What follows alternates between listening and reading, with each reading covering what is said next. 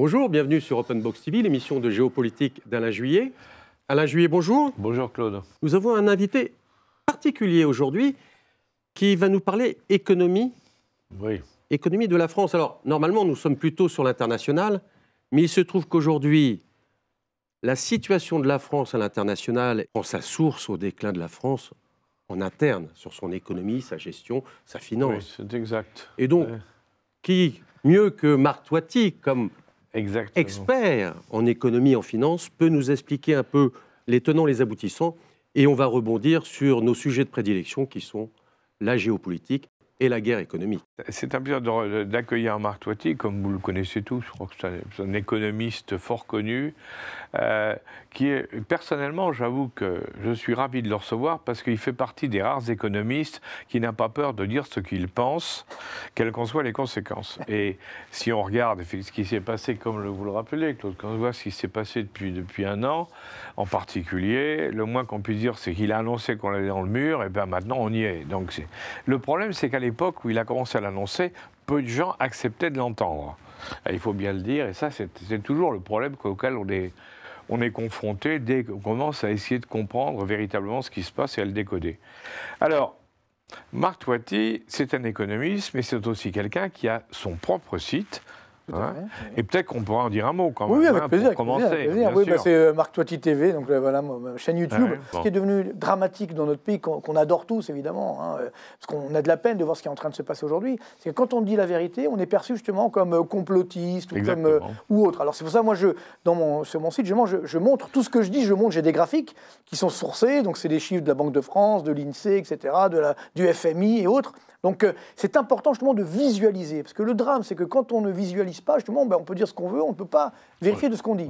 Là, tout ce que je dis, je le montre également sur des graphiques donc, réalisés sans trucage. Et c'est vrai que c'est important, parce que on se doit, je pense, c'est une sorte d'honnêteté intellectuelle, on se doit de dire la vérité. Et moi, j'en veux aussi pas mal à mes confrères économistes, parce que eux, justement, pour avoir des petits avantages ou des passe-droits, etc., là, ils étaient prêts à dire tout et n'importe quoi. Notamment sur la dette publique, pour défendre le fait que d'augmenter cette dette publique, c'était une catastrophe. Et on me dit non, mais vous inquiétez pas, la dette publique, ça coûte rien, on la remboursera jamais, tout va bien. On ne la remboursera pas. C'est les générations futures qui paieront, etc. Stupidité. Exactement. Et je me souviens d'une réunion à Bercy, on va en parler, je pense, mais justement, il y avait Bruno Le Maire, puis d'autres économistes, où je disais, il faut arrêter maintenant. C'était en 2021, il faut arrêter d'augmenter cette dette publique. Parce que bon, en mars 2020, on croyait que c'était la fin du monde, donc pourquoi pas. Mais là, en début 2021, ça y est, il faut arrêter. Et là, non, pas du tout. Non, pas du tout. Ils sont sautés dessus. Et j'aurais dit, attention, les taux d'intérêt vont augmenter. Ils m'ont ri au nez, hein, mais non, les taux d'intérêt n'augmenteront jamais, tout est sous contrôle. Ouais. Regardez où nous en sommes aujourd'hui. Et c'est ça qui est dramatique. Parce que cette dette est devenue une sorte de drogue. Oui. Et on sait, malheureusement, ils sont devenus complètement accros, nos dirigeants, ils ont continué en permanence, une fuite en avant. Juste deux chiffres très simples. La dette publique française, depuis 2020 à aujourd'hui, a augmenté de 850 milliards d'euros. Non, mais c'est énorme, c'est fou, c'est fou. Mais surtout, c'est que sur la même période, le PIB français, c'est-à-dire la richesse qu'on crée en France, augmentée de l'inflation, n'a augmenté que de 450 milliards d'euros. J'ai mis 850 milliards de dettes pour récupérer 450 milliards de PIB de richesse. Il manque 400 milliards. C'est un scandale d'État. Et surtout, c'est la preuve de l'inefficacité de cette dépense publique. Donc, il faut de la dépense publique. C'est indispensable. Moi, je dis souvent... Mais contrôlé. Voilà, c'est-à-dire qu'il soit efficace.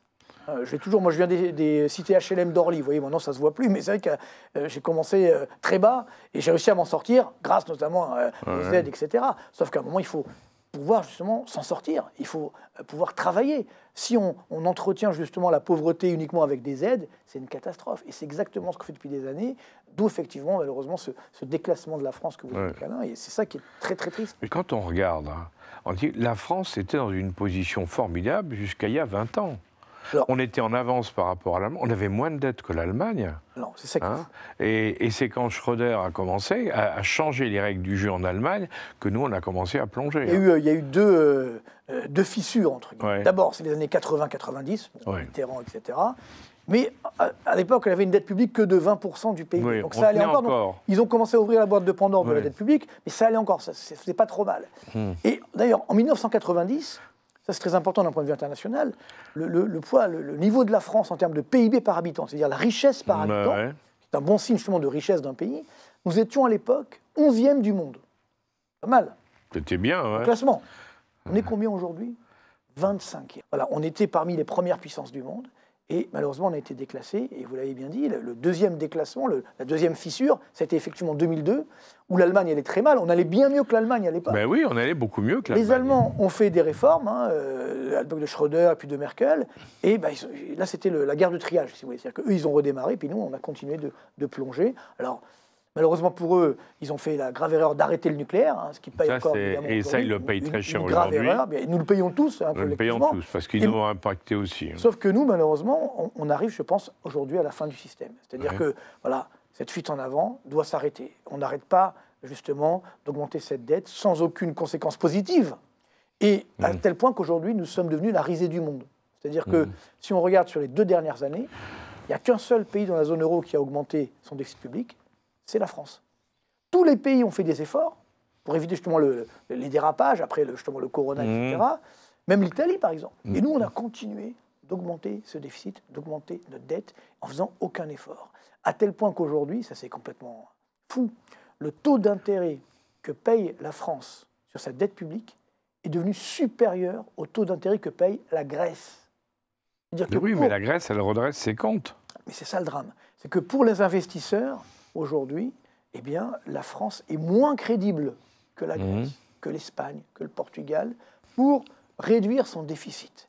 Voilà où nous en sommes aujourd'hui. Et ça, c'est évidemment très dangereux parce que ça crée un effet de défiance mondiale. Et donc, qui fait que la France est en train de reculer. Regardez, même sur la bourse, par exemple, vous voyez le CAC 40, il y a 80% des profits des entreprises du CAC 40 est fait à l'étranger. Ouais. Donc on pourrait se dire, le CAC 40, il s'en fiche un peu de la France. Quoi qu'il arrive en France, il va avancer. Sauf que non, le CAC 40 est l'une des plus mauvaises bourses, alors que la bourse américaine bat des records en permanence. Nous, on est en train de s'effondrer. Pourquoi ? Parce que dans la tête justement de ceux qui investissent, mais même des Français d'ailleurs, quand ils se disent, on va investir sur la bourse, quelle bourse va-t-on choisir ? On va d'abord prendre les États-Unis, puis certaines places européennes, et puis la France, on verra ça plus tard. Et donc on est la lanterne rouge. Dernier chiffre qui vient de sortir sur l'activité économique mondiale, ce qu'on appelle les enquêtes des directeurs d'achat, donc c'est du concret, vous voyez, pour savoir où on va. La France est dernière en termes d'activité économique pour les prochains mois. C'est triste, c'est extrêmement triste. Surtout que nous avons justement encore une dette publique qui est énorme et qui ne cesse d'augmenter. Donc c'est ce qui fait que là aussi, il faut changer de logiciel. Je pense que là, on est à la fin du système. Moi, ça fait 25 ans, comme vous, que j'ai vu tous nos dirigeants français, depuis l'Élysée, Matignon, Bercy, etc. Et je leur ai toujours dit, de toute façon, soit on va se réformer dans la douceur, soit dans la douleur, en espérant qu'on allait faire le premier choix.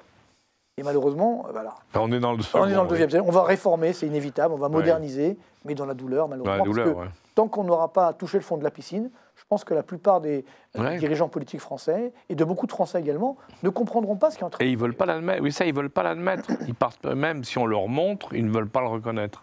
On a vu dernièrement Bruno Le Maire, c'était formidable quand même. Nous dire, un grand satisfait, j'ai fait un super boulot. Je suis formidable. C'est les 30 glorieuses, c'est bientôt le plein emploi. Sérieux. Et c'est sûr que, justement, à l'époque, encore une fois, moi j'ai essayé de l'aider, bien entendu. C'était pas un mauvais bougre, je pense que. Mais le problème, c'est qu'il a écouté les mauvais conseils. C'est tout, tout ça.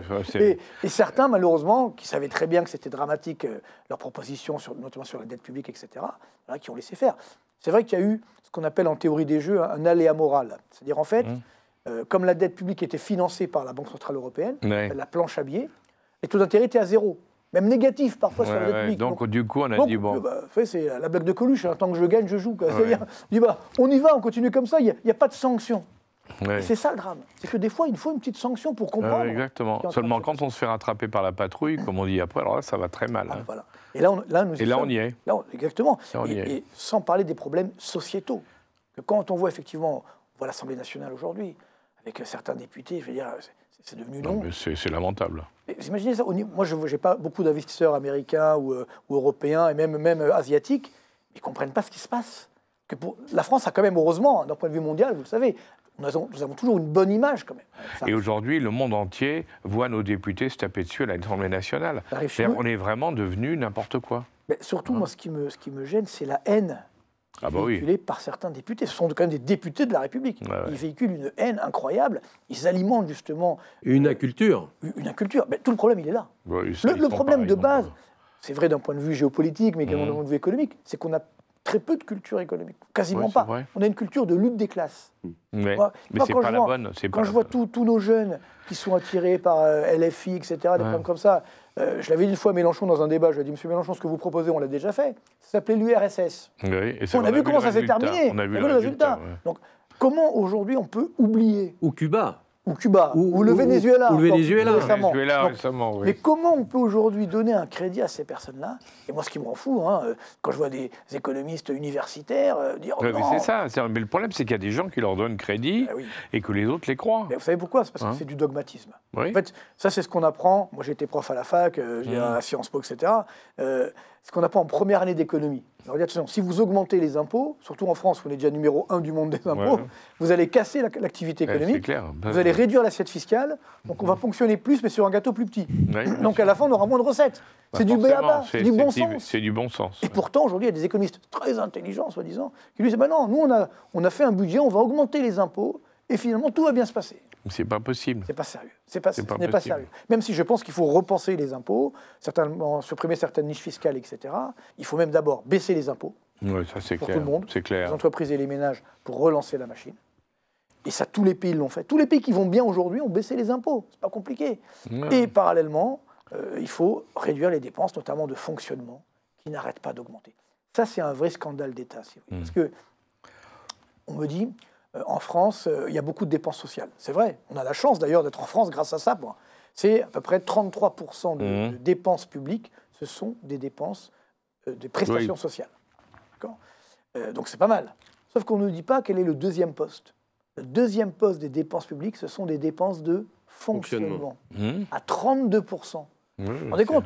32% des dépenses publiques, c'est que du fonctionnement. C'est pas du social. C'est le millefeuille. C'est le millefeuille. C'est pour eux, c'est ça. Et donc c'est ça qui est dramatique aujourd'hui, c'est qu'on doit arrêter. Vous voyez, sur les 3 dernières années, regardez les chiffres de l'INSEE, c'est des chiffres tout à fait officiels qu'on peut avoir évidemment sur le site de l'INSEE.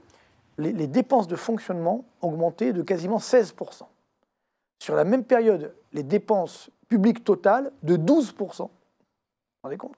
Donc, il y a un problème. Quand une entreprise va mal, d'abord, on réduit les dépenses de fonctionnement. Normalement. Pour sauver l'entreprise. Nous, on fait l'inverse. On augmente. On les augmente, sachant que ça va évidemment encore rendre les comptes publics plus dramatiques. Par rapport aux autres grands pays européens, par exemple à l'Allemagne. L'Allemagne est rentrée en récession, là maintenant clairement. Vous, en tant qu'économiste, comment vous voyez ça? Parce que l'Allemagne étant un gros client, même un très gros, le plus gros client de la France, si l'Allemagne va mal, ça impacte directement notre économie. Complètement, mais c'est même plus grave que cela. Parce que l'Allemagne aujourd'hui a donc une double crise. Une crise donc économique, parce qu'elle est une récession, et une crise politique. C'est majeur. N'oublions pas. Alors, cette crise économique, elle vient du fait qu'effectivement, elle a fait ce mauvais choix stratégique d'arrêter le nucléaire, donc c'est rendu dépendant, etc., du gaz, et autres, bref. Mais surtout, le problème, c'est que même son business model ne fonctionne plus aujourd'hui. Regardez le secteur automobile. Donc ça aussi, même si on est des Allemands, quand on met trop de normes, etc., ça ne fonctionne pas. Donc, c'est en train de couler, plus ils ont beaucoup misé sur la Chine qui est en train de ralentir. Donc, mais ça, c'est la crise économique. Nous aussi, on a cette crise économique, malheureusement, qui est très claire. Et alors maintenant... Parce que souvent, on disait que les Allemands, il y avait la population qui baissait, alors que nous, ça augmentait. C'est fini. En France, c'est comme en Allemagne maintenant. La population est en train de baisser. Ça descend. Il y a autant de naissances que de décès chaque année. C'est le chiffre de 2024. Donc voilà, la crise économique et en Allemagne et en France. Absolument. Et également, crise politique. Parce qu'il y aura des élections législatives en Allemagne en février.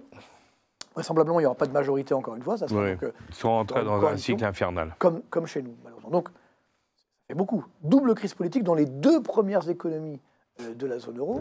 L'Allemagne, vous l'avez bien dit, c'est 33% du PIB de la zone euro. Donc si l'Allemagne va mal, elle entraîne tout le monde dans son sillage. Tout le monde va aller mal, évidemment. Mais j'ai envie de dire, c'est plus grave que cela. Parce qu'il y a également un volet politique et géopolitique, justement. C'est que comme l'Allemagne va mal, elle n'est plus prête à accepter d'avaler des couleuvres. C'est-à-dire de dire, bon, allez, la France va mal, on va vous aider, comme elle a fait avec la Grèce. La Grèce allait mal. C'est l'Allemagne qui a décidé, à un moment, Angela Merkel, qui ne voulait pas au départ. Et la Grèce dit, bon, finalement, les Grecs vont aller voir les Chinois, donc allez, on va sauver la Grèce, 350 milliards d'euros, bref. Là, c'est différent pour la France, c'est 3300 milliards d'euros de dette, donc c'est pas le même chiffre, il y a un zéro en plus, là. C'est pas la même chose. Mais surtout, il y a une tension, j'étais il n'y a pas longtemps à Francfort, il y a une tension incroyable, palpable, des Allemands, dans les milieux d'affaires notamment, vis-à-vis, et des politiques également, vis-à-vis de la France. Parce que les Allemands, eux, il faut être honnête, ils ont fait des efforts. Ils ont respecté leurs engagements. Non, mais ils ont fait des efforts alors que nous, on n'en a fait aucun. On n'a rien respecté du tout. Allez, je vais vous donner un chiffre, et tout comprendre, très simple. Depuis 2007 à aujourd'hui. 2007, c'était l'année de la rupture en France. Vous vous souvenez, on y a cru, la rupture. Il n'y en a pas eu. Quand vous regardez l'augmentation de la dette publique par rapport au PIB, la dette publique a augmenté 3 fois plus vite que le PIB. 3 fois plus que le PIB. 154% de hausse pour la dette publique, 54% pour le PIB. Catastrophe. Bien sûr. C'est un décrochage, quoi. Qu'ont fait les Allemands sur le même moment? La dette publique a augmenté de 65%, contre nous 154%, c'est pas pareil. Par contre, le PIB en valeur, donc augmenté de l'inflation, a augmenté de 70%. À contrôler. Voilà. C'est-à-dire que quand votre PIB, quand votre richesse augmente autant que votre dette, ça passe. Ça passe. Mais là, nous, ça passe 3 fois plus. Non, mais le problème, c'est que dans la dette, c'est comme le cholestérol, hein, on le dit. Exactement. Il y a le bon et le mauvais cholestérol, il y a la bonne dette et la mauvaise dette. Tout à fait. Les pays qui sont dettes pour créer des infrastructures, pour investir dans le futur. Mais nous, notre dette, c'est pour payer du social, du fonctionnement. Le millefeuille administratif, dire, c'est ça le drame. Et même sur le social, il y a des efforts à faire. On sait très bien que chaque année, il y a à peu près 20 milliards d'euros de fraude sociale, 40 milliards de fraude fiscale. Ça, on ne fait rien. Moi, ça me surprend. Dans un projet de budget, personne ne parle de ces fraudes. Donc, ça pourrait permettre, justement, là, ça ferait des vraies économies. Oui, mais là, non, il ne faut pas en parler, ce n'est pas politiquement correct. C'est quand même dommage. Mais donc, d'où, je reviens sur l'Allemagne, ce décrochage, effectivement, alors que les Allemands ont fait des efforts, il n'y a pas que les Allemands qui ont fait des efforts, hein. Les Italiens, les Espagnols, les Portugais, les Grecs également. C'est vrai que le Portugal, ils sont en excédent public aujourd'hui. Oui, les Portugais vont très bien maintenant. Exactement. Donc tous ces pays-là ont fait des efforts. Donc, j'ai envie de dire, quasiment tous les pays de la zone euro ont fait des efforts, à part les pays baltes. Bon, il y a le problème avec la Russie, etc. Mais bon, néanmoins, ils ont fait des efforts aussi. Sauf la France. Donc, on ne peut plus. Donc les Allemands nous disent, écoutez, vous êtes bien gentils. Ça suffit. Ça suffit. Ce décrochage avec l'Allemagne qui fait qu'on a une tension aujourd'hui entre la France et l'Allemagne, une tension politique, et donc qui met en danger la zone euro dans son existence même. J'avais écrit un livre en 2012 qui s'appelait « Quand la zone euro explosera ». Donc à l'époque, c'était de l'économie fiction. J'avais dit, attention, si on ne fait rien, la zone euro ne pourra pas durer comme ça. Et malheureusement, non seulement on n'a rien fait, mais on a fait l'inverse de ce qu'il fallait faire. Donc, mais on est très mal aujourd'hui, il faut être honnête. D'ailleurs, vous le dites souvent, mais c'est assez clair. Hein, l'avenir de l'euro, il est plus sombre qu'on ne le croit. Hein. Moi, je pense, si vous voulez, depuis que la zone euro a été créée, et c'est vrai je me suis fait avoir comme tout le monde. Hein, moi, en 99, quand on a créé la zone euro, j'étais à l'époque à la Banque Populaire Natixis, chef économiste de cette banque, et donc j'ai participé, parce que les banques étaient pas... à l'époque, on pensait que c'était une formidable opération pour créer une valeur qui presque allait contrebalancer le dollar. Exactement. On voulait contrebalancer le dollar, on devait être la grande monnaie internationale à côté du dollar. Et malheureusement, on a tout gâché. On a tout perdu. Parce que déjà, on n'a pas respecté les règles, on a créé des rigidités incroyables, et on n'a pas su faire de la croissance. Et surtout, maintenant, il y a des distorsions entre les différents pays de la zone euro. Il n'y a eu aucune harmonisation fiscale, réglementaire, etc. Donc, c'est devenu une catastrophe. Et donc, malheureusement, c'est triste de le dire, je pense qu'aujourd'hui, la zone euro est vraiment en danger existentiel. Que si on continue comme ça... ça va exploser. Hein. Vous savez, j'ai fait un petit calcul très simple. Voir quels sont les pays qui respectent les règles de la zone euro. Notamment, la règle de déficit public à 3%. C'est aussi, déficit public à 3%, en fait. Un bon déficit, c'est zéro, normalement. Hein. Quand ça va bien, on doit avoir 3%, quand ça va mal, mais quand ça va bien, bref. Et la règle de la dette publique, c'était 60%, je l'ai augmenté à 80%, parce que là, il n'y avait personne, sinon. Hein. Donc, avec tout ce qui s'est passé, évidemment, sur le corona, c'est normal qu'on ait un petit peu augmenté la dette. Donc, combien de pays respectent et 3% de déficit et 80% de dette? 9. Seulement 9 pays sur les 20 pays de la zone euro. Évidemment, il n'y a pas la France. La France s'illustre parce qu'on est dernier quasiment dans les deux classements. On est dernier en termes de déficit public, donc plus mauvais, et en termes de dette publique, on est numéro 3. Donc c'est quand même grave. Et donc tout ça pour dire que, voilà, aujourd'hui, la zone euro, normalement, ça devrait être seulement 9 pays, dont l'Allemagne, l'Autriche, les Pays-Bas, etc. Bref, c'est triste. Donc ce qui veut dire que, et je pense qu'on n'est pas du tout préparé à cela, et je ne vois pas comment on va pouvoir l'éviter. C'est ça qui aujourd'hui m'inquiète, c'est qu'il n'y a pas de leader en Europe. Quand on prend les Européens, les pays européens, alors en dehors de l'Allemagne, on a vu, on en a parlé, mais est-ce qu'on pourrait prendre exemple sur d'autres pays? Par exemple, il y a un pays, on peut en parler un peu, qui est en train de faire quand même des choses, même si c'est l'Italie. Tout à fait. L'Italie, entre guillemets, a énormément souffert, parce que l'Italie c'est le moins qu'on puisse a une dire. dette publique énorme depuis des années. Ils ont connu plusieurs crises, etc. Avec des fois, parfois, c'est qu'ils ont même ponctionné dans les comptes. Ouais. Dans les années, bon, j'espère que ça n'arrivera pas en France, mais ça s'est déjà produit, il ne faut quand même pas l'oublier. Donc l'Italie, évidemment, va mal. Le problème de l'Italie, c'est qu'il y a deux Italies. Il y a l'Italie du Sud et l'Italie du Nord. Okay. Et donc l'Italie du Nord tracte un peu toute l'Italie, mais ce qui est complètement fou, c'est que, ça y est, l'Italie reconnaît une phase de croissance, est en excédent primaire, ça veut dire hors charge d'intérêt de la dette, elle a un excédent, c'est quand même assez énorme, donc ils ont fait un vrai boulot. Quatrième puissance exportatrice mondiale. Elle est devenue... Et ça c'est un grand enseignement. Ça veut dire que malgré l'euro, malgré tout ce que vous voulez, on peut effectivement... Oui, c'est la preuve qu'on peut y arriver. Bien sûr qu'on peut y arriver. Si l'Italie... c'est ça qui me choque, moi. Si l'Italie, petit pays par rapport à nous, même si c'est un grand pays, mais c'est un petit pays par rapport à nous, si l'Italie est capable de devenir la quatrième puissance exportatrice mondiale, c'est que chez nous, il y a quand même un problème. Mais je vais vous dire, simplement, il faut une volonté. Il faut une volonté et surtout... Et dans la durée. Dans la durée. Donc il faut une volonté politique et surtout, j'ai envie de dire, il faut laisser les entreprises faire vivre. Voilà, tout simplement, vivre. Faire leur boulot. Faire leur boulot, mais vivre. Parce que c'est ce que je dis souvent dans mes conférences notamment. Je dis, vous savez, les entreprises françaises, elles sont bien plus compétitives qu'en Allemagne, aux États-Unis ou en Angleterre, etc. Pourquoi ? Parce que dans ces pays-là, on fait tout pour l'entreprise, même en Italie. On va réduire les charges, on va réduire les impôts, on va fluidifier le marché du travail. Et en plus, il y a un peu de croissance. Donc c'est presque facile de faire du business, de faire des profits. Alors que chez nous, en France, on est numéro 1 du monde en termes d'imposition, en termes de taxes, en termes de dépenses publiques, en termes de dette publique, en termes de réglementation. Et en plus, il n'y a pas de croissance. Vous savez, la croissance en France, en moyenne, c'est 0,9% par an. C'est notre croissance structurelle. 0,9%, c'est quasiment rien. Et malgré cela, nos entreprises sont toujours là. Elles arrivent à créer de la richesse, à créer des emplois, à innover, à investir. Donc ça veut dire qu'on est bien plus fort qu'ailleurs. Nos entreprises sont bien plus compétitives qu'ailleurs. Donc ce n'est pas un problème de nos entreprises, c'est l'économie française qui ne s'est pas modernisée. Mais nos entreprises, j'ai envie de dire, elles sont résilientes. Elles ont l'habitude de travailler dans la crise, avec des boulets aux pieds, etc. Donc en fait, il suffit tout simplement de baisser cette pression fiscale, cette pression réglementaire. Et à ce moment-là, on va s'en sortir. Regardez, l'industrie française, ça c'est un grand gâchis quand même. Parce que moi, on me dit aujourd'hui, il faut réindustrialiser. Moi, je suis d'accord. Mais qui a choisi de désindustrialiser ? Vous vous souvenez, Alain, dans les années 80-90 ? Quand les dirigeants français disaient « Ah non, mais nous, on veut une économie française sans usine. » C'était la grande... Non, mais c'était une volonté politique. C'était une erreur stratégique. C'est une erreur stratégique colossale. Incroyable. Et aujourd'hui, évidemment... On a fait un dogme d'État. Alors, c'est amusant, parce qu'aujourd'hui, évidemment, Macron et tutti quanti nous disent « Ah non, mais ça y est, on va réindustrialiser. » Alors, pour le marketing, ils sont très bons. Quand vous regardez les chiffres, l'industrie est en récession depuis 27 trimestres. L'industrie française. Exactement. Donc, ça a continué à descendre, quoi qu'on en raconte. Alors, pourquoi ? Parce qu'il y a toujours autant d'impôts, toujours autant de réglementations, et puis surtout, il n'y a pas la main-d'œuvre. Moi, j'ai énormément de clients entreprises qui me disent « Mais nous, on a des carnets de commandes, on veut répondre, il n'y a pas la main-d'œuvre. » Donc, si on veut réindustrialiser, il faut former les citoyens. Et là, c'est dramatique. Les entreprises ont été pénalisées, comme vous venez de le dire, par l'excès de taxes, par les charges sociales, par tout ce qu'il y avait.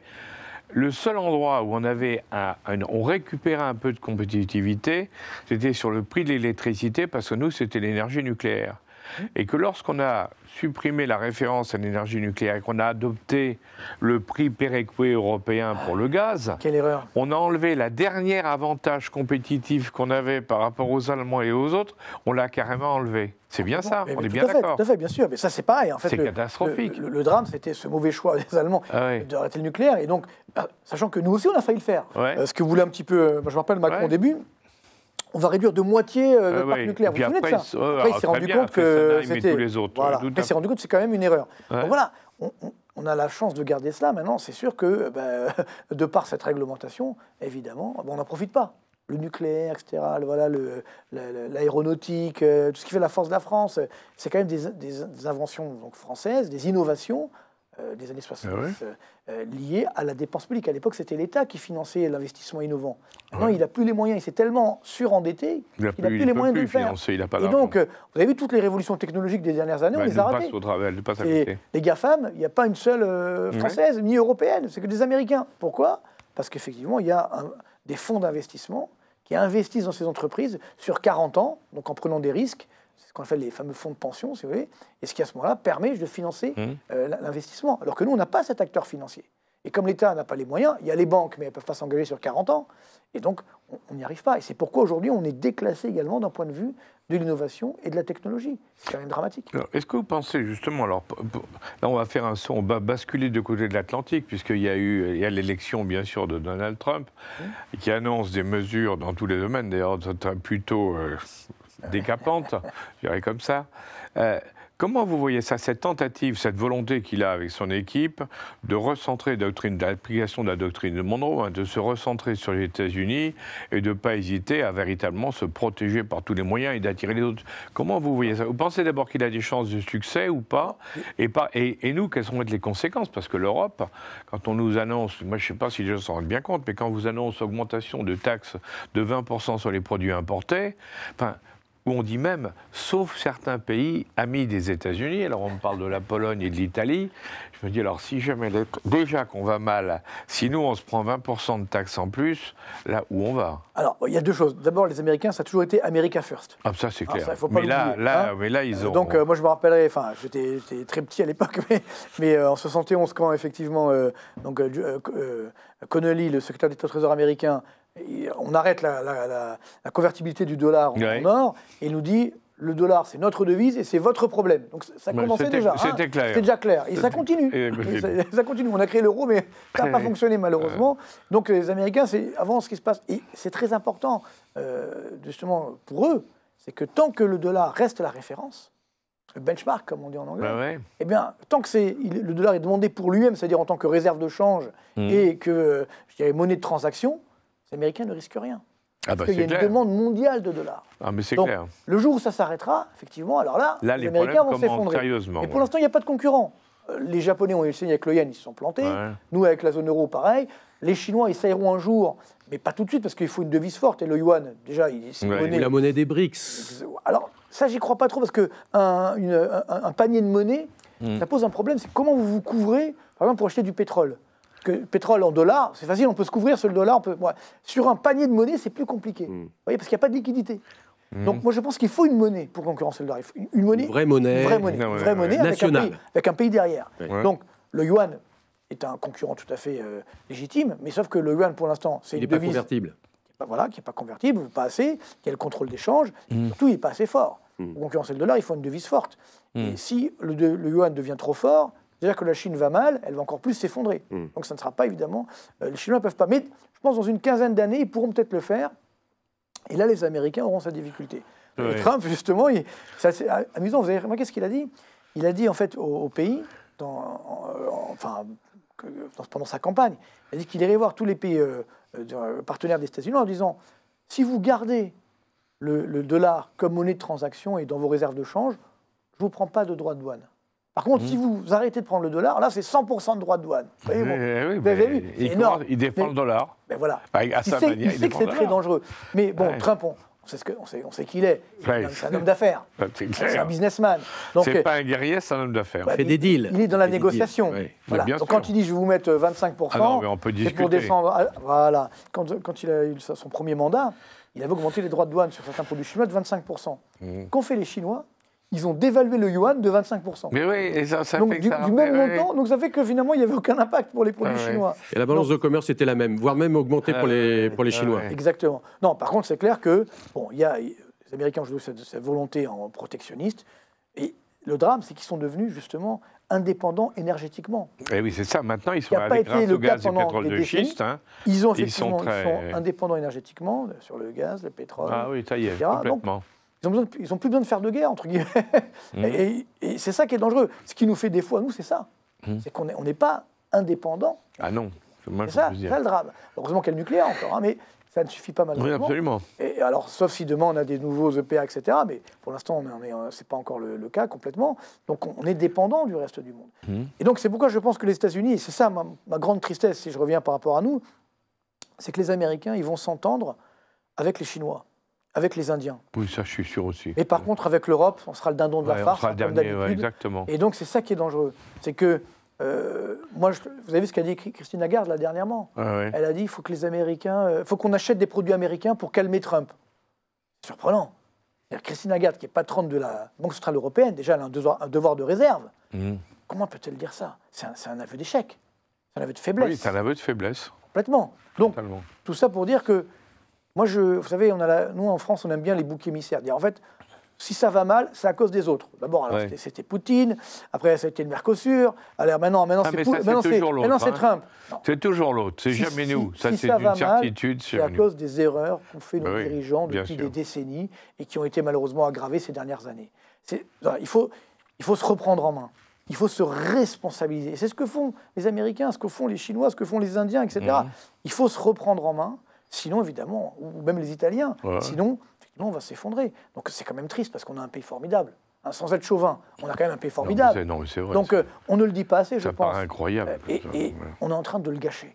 Et avec toutes certaines personnes, qui sont donc certaines même à l'Assemblée nationale, qui veulent détruire notre pays, moi je me trouve ça incroyable. Détruire notre pays d'un point de vue économique, d'un point de vue social, sociétal, d'un point de vue même de sa culture, historique. On est bien d'accord. Ce wokisme, il est extrêmement dangereux. Il faut aujourd'hui dire les choses. Je pense que c'est peut-être notre force à nous collectivement, c'est qu'on arrive justement à dire les choses, non pas pour faire peur, mais pour prendre les bonnes décisions. Parce qu'encore une fois, la France mérite d'être sauvée. On mérite tous d'être sauvés. On ne peut pas continuer comme ça. Et moi, ce qui m'effraie, c'est que là, je voyais, on fait on chipote pour quelques milliards d'euros ici ou là. Alors que, vous savez, le projet de budget de votre finance, il tape sur 1,1% de croissance pour 2025. Sauf qu'on va avoir 0,5% de croissance. Donc déjà, vous exposez le déficit de 25 milliards. Exactement, on a perdu 25 milliards comme ça. Voilà. Donc, et c'est pas la première fois qu'on nous fait le coup, on nous fait le coup chaque année. Alors ça... Non, mais le plus fort, c'est l'année dernière quand même. Non, c'est le record, absolument. C'est le record. Entre la prévision de Bruno Le Maire il y a un an et le déficit public qu'on va avoir en 2024, il manque 100 milliards. Je pense qu'effectivement, on a un devoir d'optimisme, mais surtout de réalisme. Mais bien sûr. Mais il faut être optimiste, mais réaliste. En fait, quand même, lors du premier quinquennat d'Emmanuel Macron, le chômage a baissé, d'après les chiffres officiels. Et on aurait pu penser que le chômage baissant, donc plus de charges qui rentraient, en tout cas d'impôts qui rentraient dans les caisses, moins de gens à payer au chômage, donc ça pouvait peut-être un peu équilibrer, mais finalement non. Il faut être très honnête sur la baisse du chômage. À quoi elle est due? Elle est due à la planche à billets de la Banque centrale européenne. Tout le monde en a bénéficié. Et d'ailleurs, je vais vous donner un chiffre. Vous pouvez le voir sur ma chaîne YouTube, parce qu'il y a le graphique. Là, je vais juste le dire, mais c'est quand même important. C'est que jusqu'en 2017, le taux de chômage de la zone euro était supérieur au taux de chômage de la France. Donc il y avait moins de chômage en France que dans la zone euro. Depuis 2017-2018 et jusqu'à aujourd'hui, le taux de chômage de la France, certes, il a baissé, mais il a plus baissé dans la zone euro qu'en France. C'est-à-dire que depuis 2017-2018, le taux de chômage de la France est devenu supérieur à celui de la zone euro. Juste un dernier point, parce que le temps passe et c'est passionnant, et beaucoup de choses. Juste un point. Sur la Chine, comment vous voyez la Chine dans les prochaines années? Parce qu'on dit, alors moi, vous pourrez peut-être nous éclairer là-dessus. Moi, on m'a dit, la Chine a beaucoup souffert, dans le cadre de son recentrage dans le marché intérieur, elle a beaucoup souffert de sa crise immobilière. Ils avaient mal calculé leurs coûts. Mais on est à mi-chemin entre le début et la fin de la crise immobilière. On me dit, dans 2-3 ans, ça y est, ils repartent. J'ai eu la chance, en fin des années 90, début 2000, d'aller voir justement les dirigeants chinois. Et il y avait notamment le patron de la Bank of China, qui est un ancien général, parce qu'il y a beaucoup de généraux dans les banques là-bas en Chine. Bref, pour d'autres raisons. Et j'avais été impressionné parce qu'il m'avait montré en fait, l'évolution qu'ils anticipaient sur la Chine au cours des 20 prochaines années. Tout ce qu'il m'a dit, j'ai gardé le document, ça s'est réalisé. Incroyable. Et il m'avait sorti quelque chose d'assez incroyable. Il m'avait dit, vous savez, la Chine a toujours été la première puissance mondiale. Vous êtes sûr? Parce que me dit oui, il y a eu quelques siècles de pause. Mais maintenant, on va reprendre notre place. Et je crois que c'était du marketing, mais en fait, C'est vrai que dans les années 1800, la Chine était la première puissance. Première puissance mondiale, oui. Après, évidemment, avec Mao et le communisme, etc., là, ils sont tombés à 2% du PIB mondial. Et maintenant, ils sont montés à 20%, si on regarde en parité de pouvoir d'achat. Donc, ils sont même devant les Américains. Et je lui avais posé la question à l'époque, j'avais osé, j'étais plus jeune, peut-être que j'oserais encore plus ça aujourd'hui, certainement, mais je lui avais dit, mais quand même, il n'y a pas un problème justement, au niveau de la démocratie, au niveau de la liberté d'expression, etc. Il m'a dit, oui, on est conscient, mais nous, on pense que si on augmente le niveau de vie des Chinois, ils accepteront ce manque, finalement, de démocratie, ils l'accepteront. Ils accepteront la dictature, finalement. Et c'est vrai que, justement, dans les années 2000, au début 2000, il y avait à l'époque 100 millions de Chinois qui vivaient correctement. C'est-à-dire comme nous, c'est-à-dire comme les Européens. Aujourd'hui, ils sont plus de 700 millions. Mais oui, c'est énorme aujourd'hui. Donc la progression, c'est énorme. Sauf qu'il manque encore 600 à 700 millions qui attendent. Et qui attendent. Et c'est là que la Chine est en danger, parce que pour justement faire augmenter le niveau de vie de ces personnes-là, donc pour qu'ils acceptent le communisme, de façade, parce qu'il n'y a pas plus capitaliste qu'un chinois, hein, ça clairement. Et de l'organisation est communiste. Le système chinois. Voilà, le système chinois, va-t-on dire. Donc, il faut qu'ils améliorent ce niveau de vie. Or là, ils ont à peu près 5% de croissance. Et 5% de croissance par an, pour nous, c'est beaucoup, mais pour eux, c'est insuffisant pour augmenter le niveau de vie. Et donc, à partir de là, il y a un vrai danger structurel, un vrai danger sociétal en Chine. Vous avez vu ce qui se passe dans l'immobilier. Ils ont dynamité des immeubles tout neufs et vides. Parce qu'ils ont surinvesti. Et donc, c'est tout le danger qui peut effectivement menacer la Chine, parce qu'ensuite, il y aura des risques évidemment sociétaux. Là, ils ont fait un petit plan de relance, 300, 400, 500 milliards, sauf que ça ne suffit pas.